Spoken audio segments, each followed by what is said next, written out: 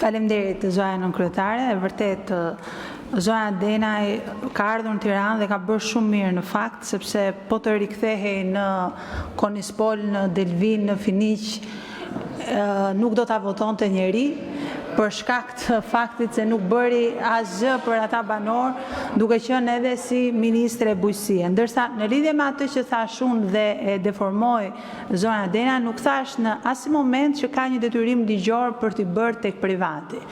Ajo që unë i kërkova ministrit dhe që thash është fakti që janë privatë lidhur me eksponent Partisë Socialiste që ju vetë ofrohen në këtë periudhë reklame negative për t'ju thënë që është mirë që ju të bëni analiza tek ne dhe t'i mbani këto analiza si prova për cilësinë e produktit tuaj.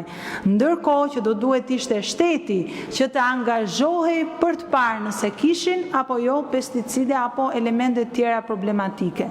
Sepse ne si deputet jemi përballë dy sfidave, një mbrojtjes konsumatorit, sepse sigurisht është e rëndësishme dhe siguria ushqimore e konsumatorit, dhe dy mbrojtjes fermerit. Dhe i vetmi që duhet të ndërhyjë në këtë rast për të garantuar të dyja është qeveria, për të garantuar dhe konsumatorin që ha diçka të shëndetshme, edhe që puna e fermerit mos shkojë kot. Dhe kjo është detyra dhe këtë kërkoj unë që të bëj qeveria dhe të bëj Ministria e Bujqësisë.